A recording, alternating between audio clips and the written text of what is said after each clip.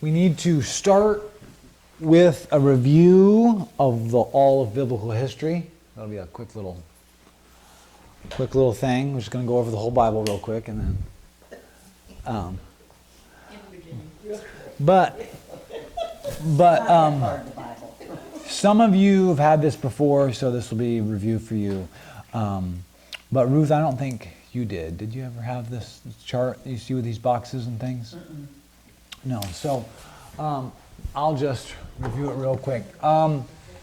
So first you have creation and the fall and the flood and the Tower of Babel, and you have all that, what we might call primordial section of the Bible, which answers lots of important questions like who we are and where do we come from and all that kind of thing. Then starts the story of the Jewish people. So we're going to start our chart with Abraham. So on to the left of the, let's go that way, to the left of the box, like this box that looks like this, we're just going to write Abraham or Abram or Abe. Okay, and then we've got some other boxes. Now, does anyone know what that next box represents? The next major block of biblical history after Abraham? Would that be the flood? No, that would be before Abraham. But the next big block, now he had Isaac and Jacob had 12 sons. One of them was Joseph, and Joseph led them into Egypt. So there was slavery in Egypt. So they're in Egypt as slaves for 400 years. And then the next, the person who led them out of Egypt, right?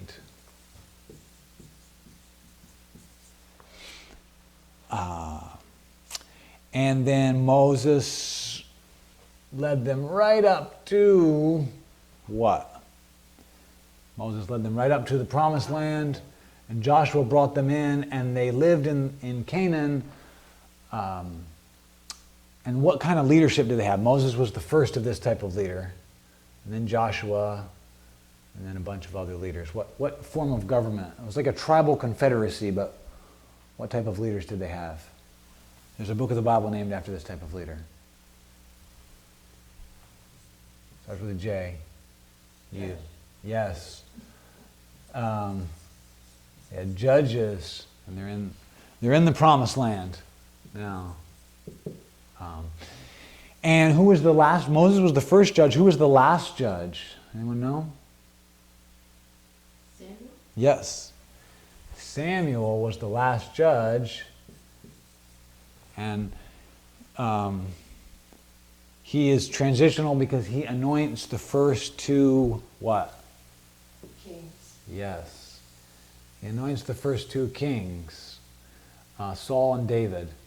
And so you have for a while, for 3 generations, Saul, David, and Solomon. So 40 years, they each reigned 40 years, so that's 120 years. For 120 years, it was one kingdom. But then the kingdom split into the north and the south. And do you know what those, when the kingdom split, just like America almost split into north and south. Yeah. And which one was in the north? Judah.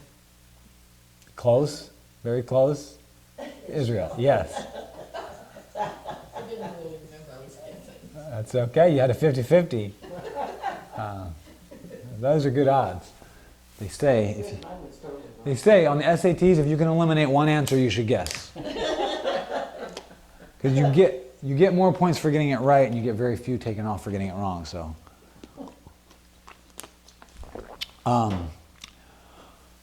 okay, so they split into Israel and Judah, and then they were slaves for 400 years. They were ruled by judges for 400 years. They were ruled by kings for 400 years.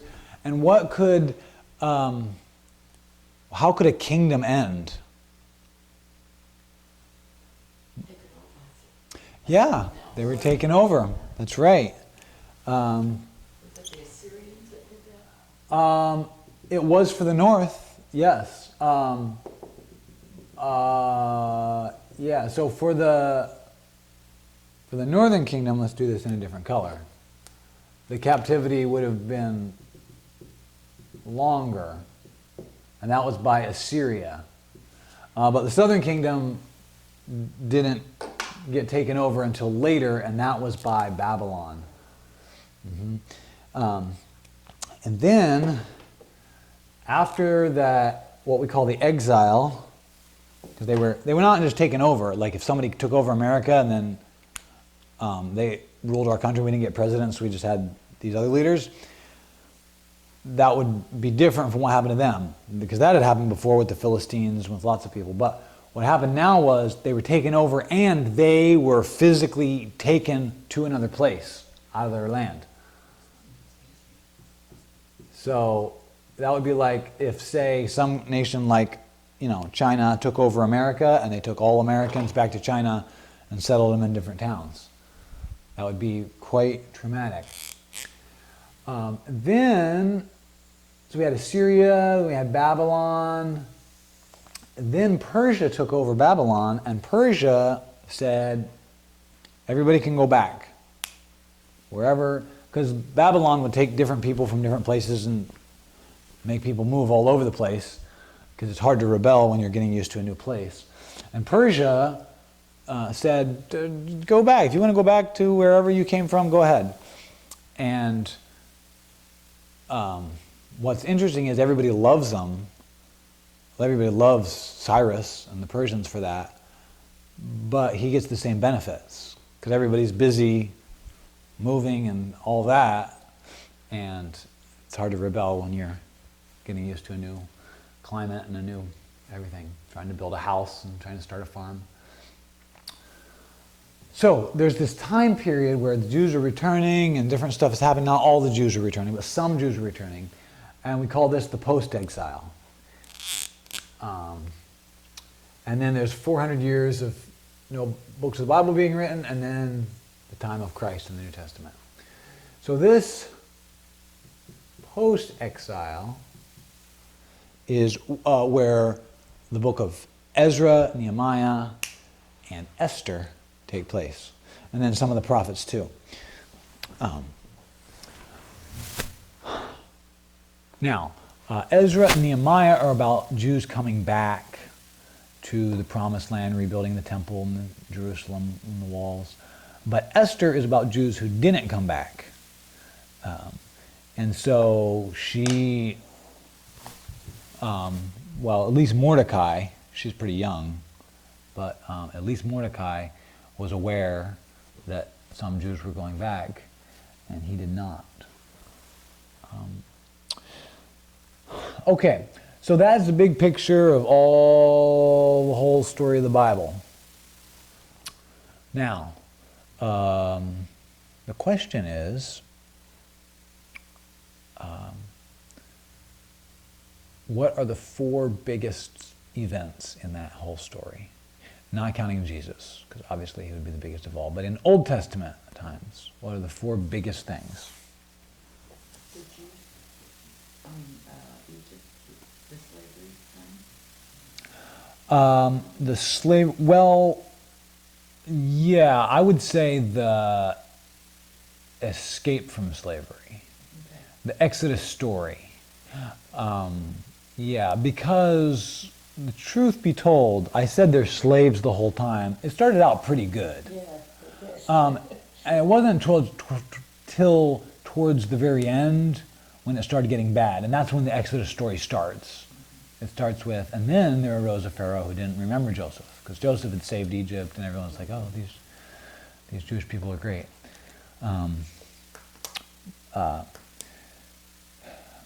So yeah, really the Exodus, and the big event of the Exodus story is really not the parting of the Red Sea, though that's very dramatic, not the 10 plagues, though that's very dramatic. It's really the covenant God makes with them, right?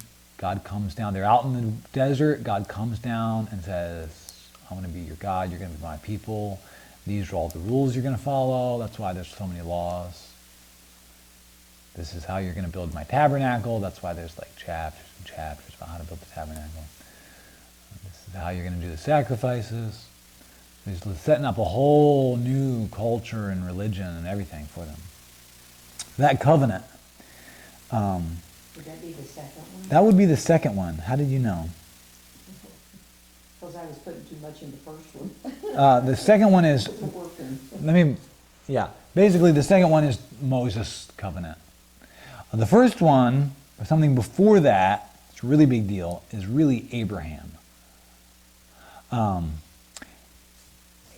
God chose Abraham for some reason and made a covenant with him, right? Said, I'm going to bless you, I'm going to give you a land, I'm going to give you descendants. Because it was so faithful. Well, it doesn't say. You heard that was a question, because it was so faithful. Well, he chose him before he believed, before he had faith. So, yeah.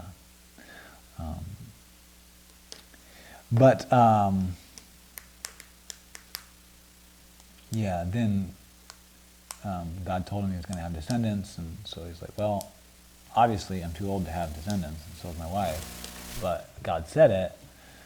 Am I going to believe what God says or what I can see for myself? I believe what God said. He said,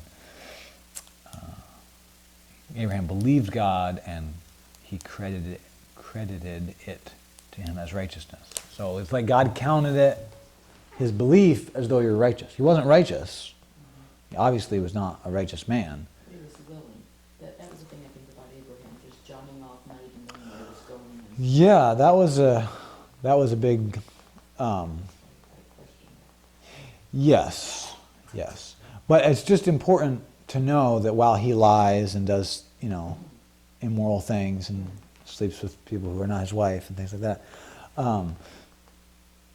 his belief, God said, well, you don't have righteousness, you have belief, and I'm going to count your faith, your belief, as righteousness.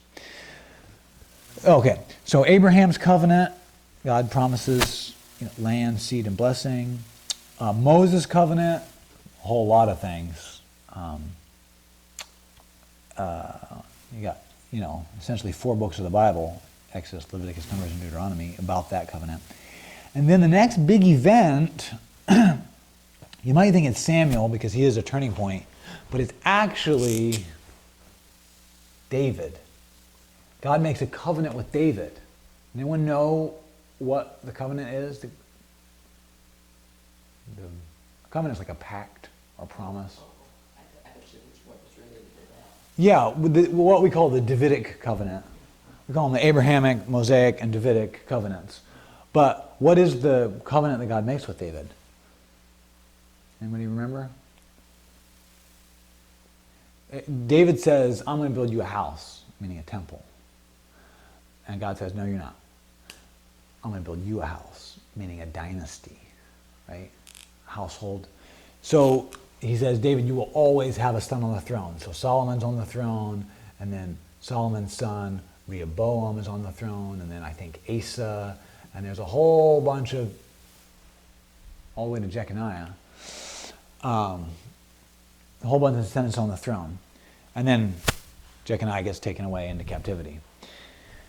And he's like cursed. So, but anyway, so the Davidic covenant is a big deal.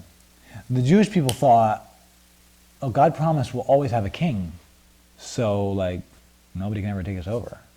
And they're like, oh, Israel, those other Jews, they got taken over, but they don't have a son of David on the throne. And then they did. So then number 4 is the exile, and that's in the middle in red. Number 4. So you take those covenants, see my little arrow diagram there. You take those covenants, the Abrahamic covenant and all those promises, the Mosaic covenant and all those promises, the Davidic covenant and all those promises, and then you get the exile, and you say, wait a minute, I thought we were always going to have a son of David on the throne. Now we have no throne at all. And you say, wait a minute, I thought we were going to be your people. We were going to do the sacrifices in the temple. Now we have no temple. I thought you promised, I thought this was the promised land. You promised it to Abraham unconditionally. And we don't have that land. thought you said we were going to be blessed, and anyone who blessed us would be blessed.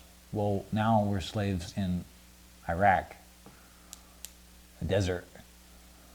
It's not a very nice place. So you get a bunch of questions, right? If you're a Jewish person and you get taken into exile or you're born there, you have a lot of questions. How does that all work? So question A that comes out of that, these are some of the questions that would be birthed out of going through that experience. Is the exile, it says exile equals, I think, yes. Is it rejection or is it discipline? Yes, it is discipline. But you can see how they would have that question. Did God reject us? It is discipline. That's the answer. But right now we're focused on the question. And it's more than just discipline, and we'll get to that shortly. But you can see how they'd be like, does this mean God rejected us? Because we broke our side of the covenant, so now God's done with us? Does this mean that Marduk is more powerful than God? What is going on here? Okay, and then question B is, why am I here? Think about Esther. Am I here for my parents' sins? So that blank is here. Blank on B. Why am I here? Why do you think? Like, just assume you're Esther or you're you, and you just happen to be born at a different time and place. And you're born as a slave girl in a wealthy family in Iraq, Iran, one of those places. Some little town off the Euphrates. Well, it wasn't for the parents' sin. What was it for? God had a purpose to save the Jews. Mm-hmm. So I don't know if that would be because of... I see what you're saying. Yes, and you're right. But there's the point that you're making, which is super important, probably the most important point. But there's a point underneath that this doesn't work without that, and that is that they are there because their parents sinned. That's why God kept saying, if you sin, I will take you out of the land. I'm giving you this land, but if you disobey me. In fact, where was I just reading? Oh man.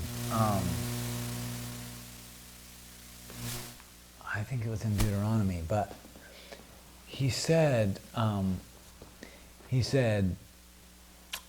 might have been Deuteronomy, but don't quote me on that. He said, if I'm giving you all this, and if you obey, I'm going to bless you. You'll never have a drought. No one in your whole nation will ever have a miscarriage. You will never have locust plagues. People from all over the world will be like, what's going on with this nation? Their people don't miscarry. Their animals don't. Their animals always have lots of babies. Their crops never fail. They never have a drought. They never have damaging storms. Nothing ever goes wrong there. I want their God. That's what was supposed to happen. He said, if you obey, that's what will happen.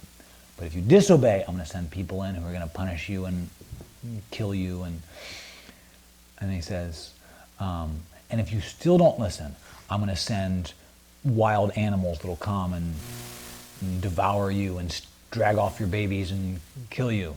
And if you still don't listen, and it just gets like worse and worse, and it's going, and if you still don't listen, the dead bodies will be piled up around you. You'll just be trying to crawl away to live in some cave because it'll be so. And if you still don't listen, I'll send you into exile. So there was like a whole lot of steps, and you can read about some of those steps in Judges and Kings. But so they still didn't listen, and they were sent into exile. So if you are born there, as this child of one of those Jews who was led away in chains as like a POW, essentially. You are there for your parents' sins. But now we come to your point. But God does have a purpose for you. And it wasn't just a punishment. Like a punishment can be, I'm just mad so I want to punish you, or like a good parent, I'm going to punish you because it will be good for you. And it will make you better. It was also the exile, and this is a big misconception, and people don't realize the exile was supposed to be a time of blessing. We'll get to this more. Just like God took them out of Egypt into the desert so they could grow close to him. Right before Jesus' ministry, God took him out of Nazareth where he grew up and brought him out into the desert for 40 days for him to have a chance to grow close to God. And same thing here. These people, they're wicked and their hearts lead astray. I want to take them out into the desert, into exile, and they'll have a chance to grow close to me. That doesn't mean I'm done with them. It's painful. You can imagine what it would be like, right? If you were literally forced to live in China and just raise your kids there and tell them, find another American to marry because we're going to get back someday, hopefully. It would be very difficult to see your children being like, oh, wow, Christmas? What's Christmas? I want to celebrate this Chinese holiday, like all my friends. Like, no, Christmas is really awesome. It's like, it's hard to describe, but like, see, okay, we used to have more money so we could buy presents for each other because we weren't slaves. And everybody would exchange presents, and everybody was more cheerful. And I'm like, that sounds really cool, but like, it'd be so hard. God was actually, it was a blessing. He was trying to get the people to grow close to him, and he was going to bring them back a new nation. Okay, question C. Is Yahweh, that's, we don't know what the vowels are there, but is Yahweh accepting only the returners, the returnees, whatever, the people who return? Because, okay, so God, we destroyed our temple, cast us out of the land, and now a small percentage, are coming back. So is God, our God, Yahweh, not Marduk, but our God, is he just saying, okay, those who come back, I'll work with you again. Those of you who stayed in Persia, well, you're done, you're out of it. I would say no. No? What do you think? Well, especially since what we're learning about in Esther. Yes. Yes, God's still working there. And we didn't really cover this, but at the last verse in chapter 8, thousands of Gentiles convert to Judaism. So God is re-accepting all Jews, even converts who are of Gentile blood. So all Jews and converts? You're saying? I would say all Jews, including converts. Yeah. It said the Jews had light and gladness, joy and honor. Well, what does it say about? Is it 17? Is it 8:17? I was reading 16. Read. 17, and in every province and city, wherever the king's command and decree came, the Jews had joy and gladness, a feast and a holiday. Then many of the people of the land became Jews, because fear of the Jews fell upon them. Yeah, many people of the land. So that's, I mean, it's right after it says they killed 75,000 people total. So it's all over the empire, and then it says many became Jews. So it was probably in the thousands. I think it's safe to assume. And God, okay, so these questions, though, we did go through and answer them, but the questions are very important. These are huge questions. Imagine Esther reading Deuteronomy 3, okay? So Esther is, say, like somewhere in the middle of this book.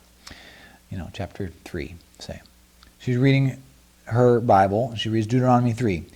You shall not intermarry with them. Gulp. Would she wonder, am I excluded from God's people and his covenant now? I would say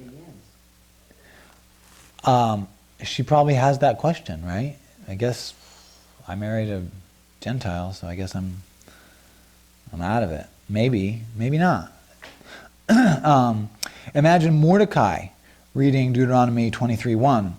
No one who has been emasculated by crushing or cutting may enter the assembly of the Lord. So Mordecai's a eunuch, so he's thinking, I guess even if I were back in the land, I couldn't go into the temple. I couldn't be part of the community. Does that mean? Cutting is referring to that, to the. Yeah. Yes. As opposed to like war. I mean, it had to do with this decision to do that. Well, it doesn't say. It just says,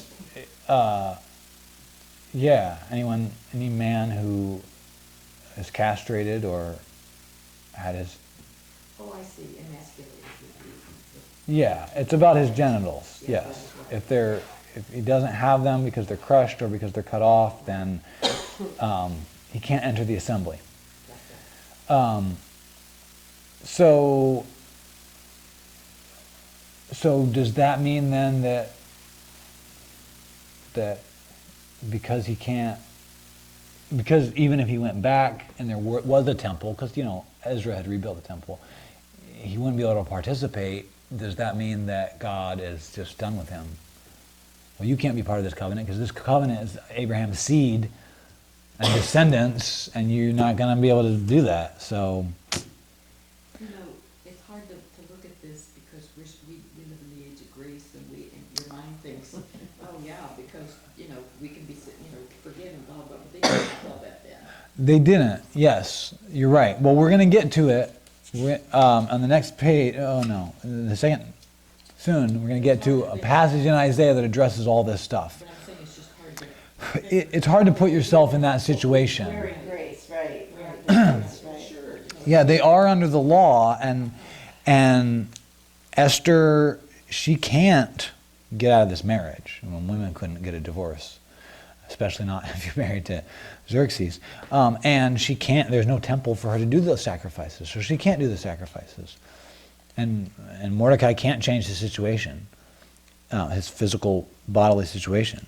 So they're under the law. They have to obey the law, but they cannot.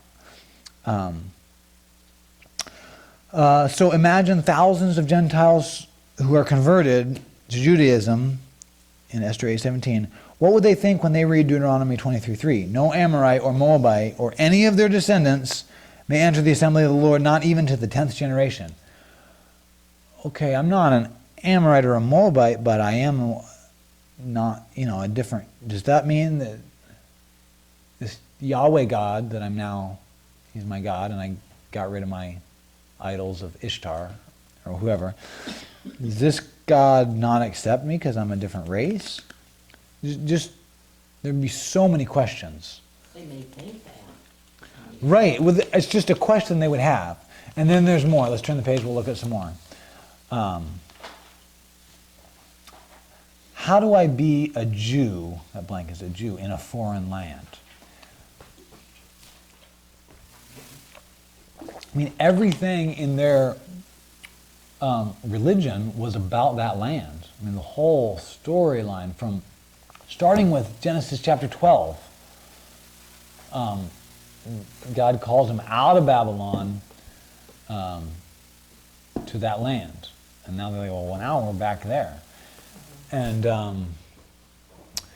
anyway, then, of course, the whole thing about Moses leading them, trying to get back to that land that Abraham had. Huge thing, and then the kings, and it was all about the land and building the temples there. It was a physical place you could go, and that's where God lives. That's where his presence is, that physical ark. A lot more tangible. So how do I do that? What do you think? That'd be a huge question, but what do you think the answer is? I think they would celebrate, even though they don't have a temple to worship in, they would still celebrate the holidays and recognize, whatever their laws were. Try to follow the laws that they can. They can't follow the sacrificial laws, but they can't follow the year of Jubilee law, but there are still some laws they can follow. Yeah. Mainly to love God and love neighbor, right? But it's not easy, and it's still a problem for Jews today who live in other countries. How do we, and even the Jews who live in Israel, we don't have a temple. So, we read the law all the time, we think about the law all the time, we write commentaries on the law, we read the ancient commentaries on the law, but there's still some laws we can't keep. Right. And then what parts of the law apply to me? The law about not moving, not selling your family land. That's talking about law. But if I own a plot in Persia, I can sell that, right? Because that's law talking about that. But all these questions get very, very tricky. How can you rest for a whole year if you're a slave? That's one of the laws. Every 7 years, you don't work that year. I'll get beaten. Right? I mean, is Yahweh a God of that land only? Do I have to go back to have a relationship with him? Because a lot of the Jews were going back, and God called them back, and it was a big deal. And, so that'd be a big question. What do you think the answer is? The answer is no. He's not a God of that land only. But they would have that question. Is Yahweh a God of that race only? It seems like it, though, at the time, right? But no, he's not. And so that's why all these people were getting converted. How can I participate in his covenant if I'm a POW? Or if I live in Persia? Or if I married a Persian? Or if I am a Persian? Or if I'm barren? For a man or a woman? So the next question is, do any of the promises of the covenant apply to me? Think about if you're a POW, like Mordecai. Well, I don't have the land. I'm taken captive and castrated. That doesn't seem like a blessing to me. And I can't have seed. So can I even be part of this God's covenant with Abraham? I can't do the sacrifices in the Sabbath years. I can't be part of Moses' covenant. I don't have a descendant of David on the throne. I've got Xerxes, this monster on the throne. So none of the covenants apply to me. That's how it would feel. Okay, then perhaps he read Isaiah, something written over 100 years before they even went into exile.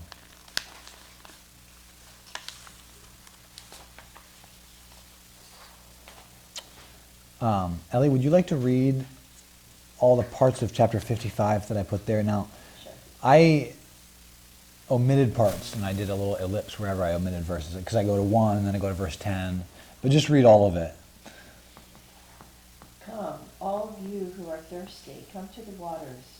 As the rain and the snow come down from heaven, and do not return to it without watering the earth and making it bud and flourish, so that it yields seed for the sower and bread for the eater, so is my word that goes out from my mouth. It will not return to me empty, but will accomplish what I desire and achieve the purpose for which I sent it. You will go out in joy and be led forth in peace. The mountains and hills will burst into song before you, and all the trees of the field will clap their hands. Instead of the bush will grow the juniper, and instead of briars the myrtle will grow. This will be for the Lord's renown. Okay, so do you notice any comparisons between the three words that I underlined there?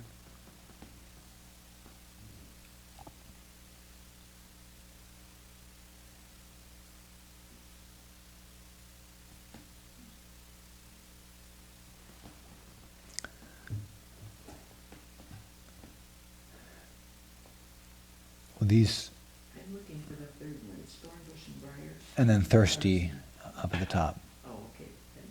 Then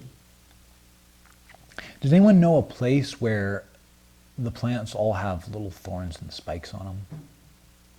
You think of a place? Desert. in the desert. In the desert. Yeah, in the place they're at, the place they were taken to. They don't have, they irrigate from the Euphrates, the Tigris, but they don't get the rain the way they got it back in Israel. So the land has these things. They don't have myrtles and junipers growing. By the way, what's the Hebrew word for myrtle? Hadassah. Is the Hebrew? Hadassah. That is Esther's birth name. I was gonna say, that's Oh, Esther's name, wow. yeah. I didn't know that. Yes. Yeah, we'll talk about the significance of that in a moment. Okay, and then all the words that I bolded in black. His growth. Yeah. You who are thirsty, come to the waters, and the rain, the snow, a watering, bud, flourish, seed. Yeah, they're all gonna. So what's happening here is Isaiah is talking about God's word and coming back to God. Part of I'm omitted in 2 through 9 is him saying, "You sinner, just repent of your sin and come back to me. Just come back to me, and I'll forgive. I'll freely pardon." So it's about coming back to God, but he's using the language of the Exodus, where they left a watered place out into the desert, and he's using the language of the exile, where they left a watered place out into the desert. And he says, "I will give you water. My word is like rain; it makes things bud and life. It will not return to me empty," this is verse 11, "but will accomplish what I desire and achieve the purpose." Now, the word achieve is the word prosper.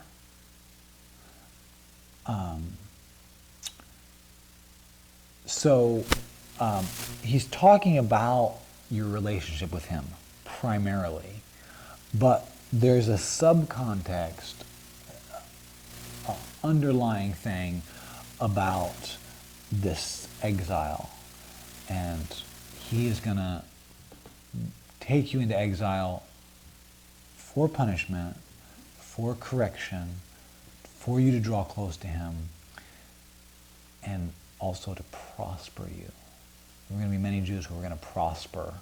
Obviously, at the end of the story, Mordecai prospers, he becomes very powerful. Esther prospers. She and Mordecai save the whole nation. And you will go out.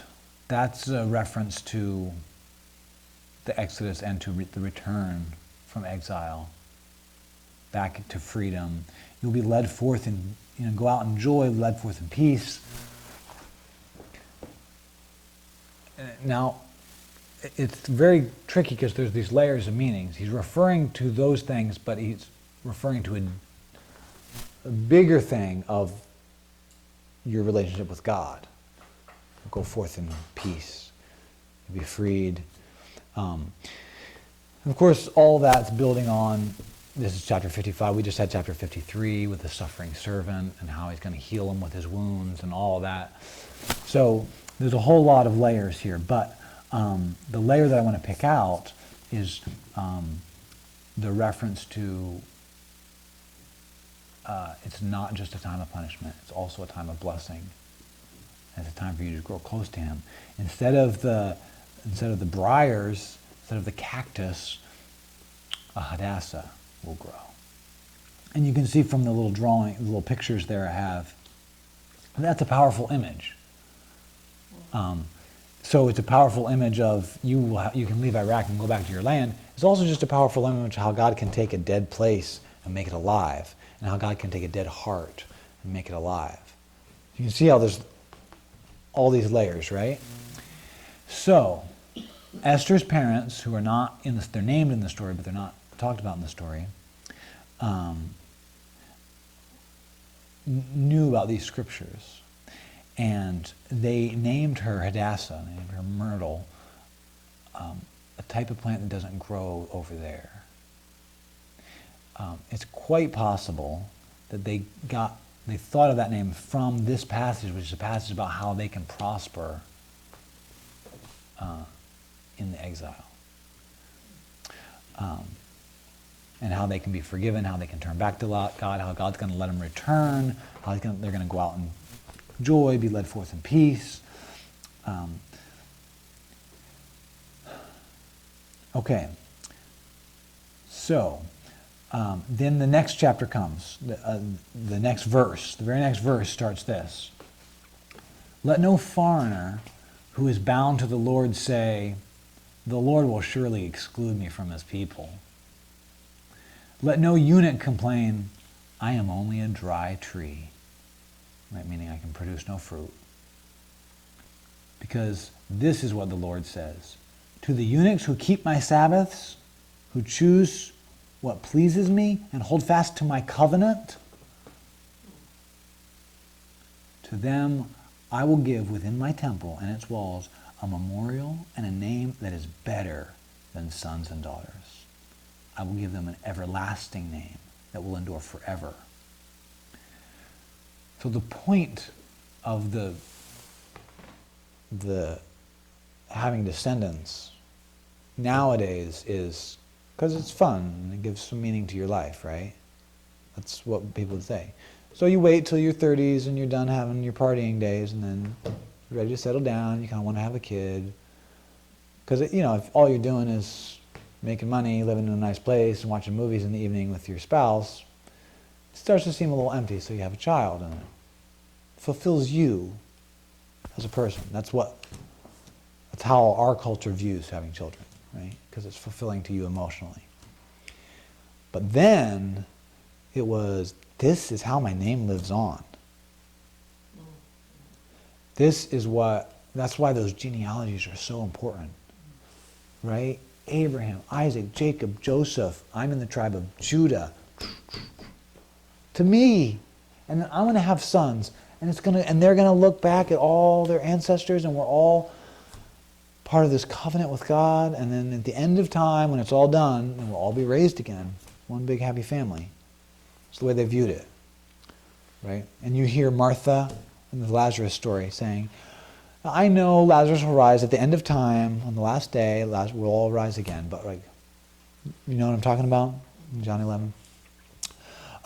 That's the way they viewed it. So that gave them a significance to their life, right? So it was an emotional fulfillment, but in a very different way. It was about passing it on, those traditions and that family line. But God here is saying, I can give you a name better than sons and daughters, an everlasting name. And to the foreigner, this is verse 6, the foreigners who bind themselves to the Lord, who minister to him, to love the name of the Lord, to be his servant, all who keep the Sabbath without desecrating it, who hold fast to my covenant. So yes, eunuchs can be part of the covenant, and the foreigners can be part of the covenant. These I will bring to my holy mountain and give them joy in my house of prayer. Their burnt offerings and sacrifices will be accepted on my altar, For my house will be called a house of prayer for all nations.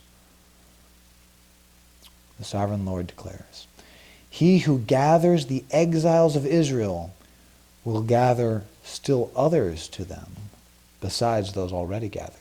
Well, that's kind of weird. What do you think that means?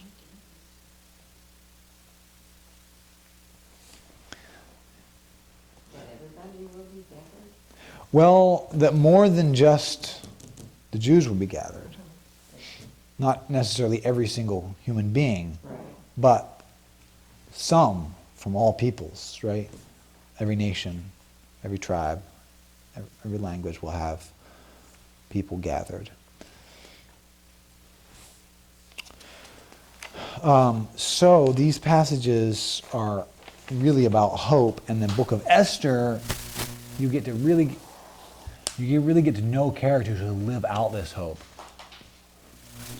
There's chapter 10, and then I repeated the last verse in a couple different translations. So here it is in the NIV. Donna, would you like to read chapter 10? There's only 3 verses. Oh, on the page. Yeah, on the next page. It's that first little section. King Xerxes imposed tribute throughout the empire to its distant shores, and all of his acts of power and might together with a full account of the greatness of Mordecai, whom the king had promoted, are not they written in the book of the annals of the king of Media and Persia? Mordecai the Jew was second in rank to King Xerxes, preeminent among the Jews and held in high esteem by his many fellow Jews, because he worked for the good of his people and spoke up for the welfare of all the Jews. Okay, so structurally, this chapter is contrasted with Xerxes' greatness in chapter 1 and 2, where he's got all this money and all these thousands of beautiful wives and all this gold and all these things. And Mordecai's greatness is because he spoke up for the welfare of his people. It's a stark contrast. Xerxes is driven by his bodily pleasures and sexual desires, and Mordecai doesn't have even most of those desires. The NIV makes it pretty smooth to read, but that means that they put the Hebrew word order in a word order that fits our language, English. That's what a good translator does. However, to read a choppier version, but one that preserves some of the Hebrew word order, Ruth, could you read the King James, the last sentence in the King James? The great among the Jews, and accepted of the multitude of his brethren, seeking the wealth of his people, and speaking peace to all his seed. The last word in the book is seed. His seed.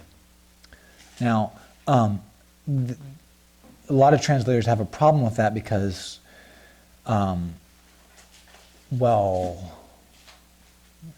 that his seed, that doesn't really make sense. It can't be, Mordecai can't have seed, so it must mean, look at what the NLT did. They changed it to their descendants. So look, the NLT changes that to this. They make sense of it. And they're not trying to change what it says, they're trying to say, what does it mean? I'm going to translate the meaning, not just the individual words. So they say, NLT says, he was very great among the Jews, who held him in high esteem because he continued to work for the good of his people, to speak up for the welfare of all their descendants. So seed must be referred to them. But that's not what it actually says. And obviously they're not his descendants. They're not his seed. But it says his seed. And that's how the book ends. Look at this. In the King James, you've got the Jews. And you've got his brethren. That refers to the same thing, right? Then you've got his people. That refers to the same thing. Then you've got his seed. So they're saying, the NLT is saying, okay, all four of those refer to the same thing. So all the Jews are not all his descendants. Actually, none of them are his descendants, but it means the Jewish people and all their descendants. So that's what we're going to explain what it means in our translation. So the NLT is not wrong, the NIV is not wrong, and the King James is not wrong. They're saying it in different ways, but this is the point, though.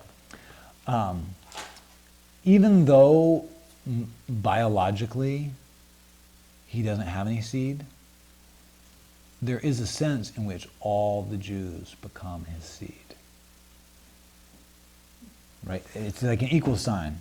The Jews, his brethren, his people, his seed. They all become interchangeable. How is that possible? What does that mean? What is the author saying?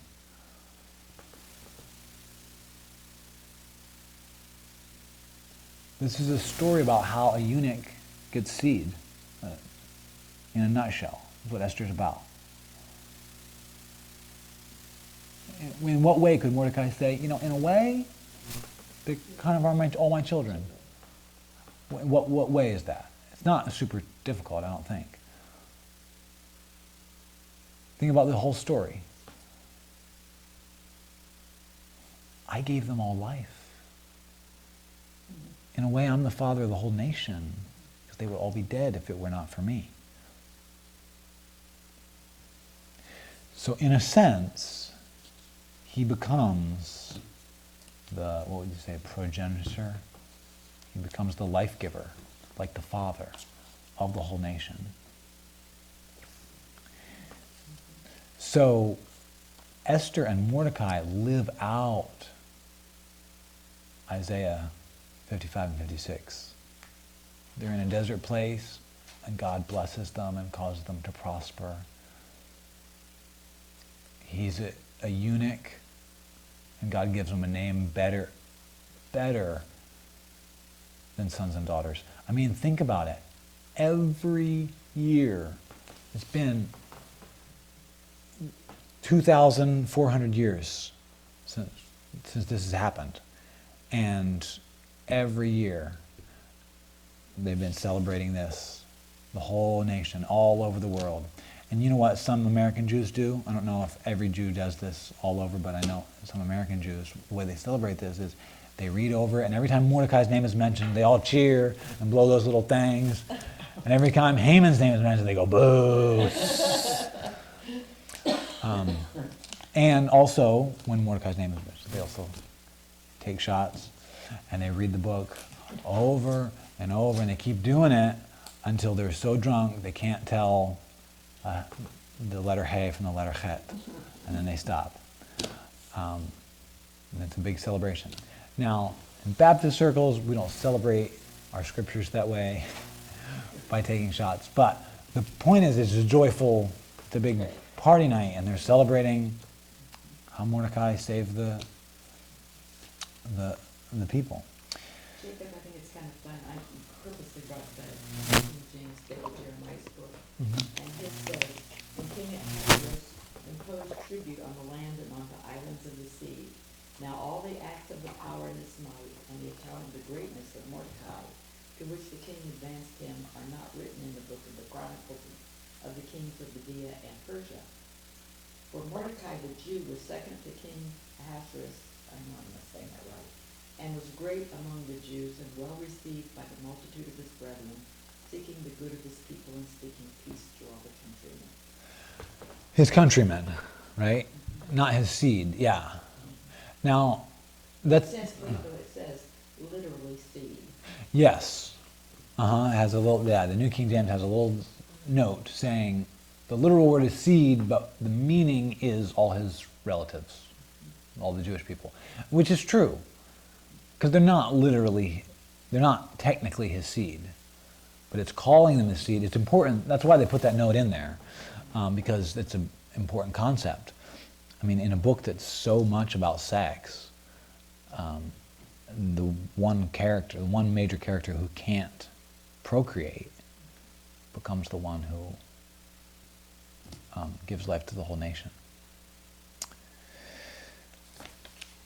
So, You know, the thing that I thought about, that I never thought about before, and this has provoked my thoughts, is the life that Esther led after all of this. You know, we don't know anymore. And yet here she is in the palace, you know, she is a believer, and, you know, it just, you kind of wonder what her life was like.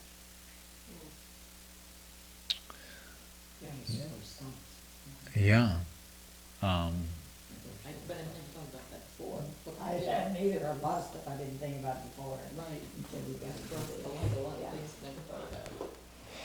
Yeah, that's true. A lot of the stories in the Bible go all the way through to the character's death because you're going through, you know, all these major characters, you're seeing their life and their death.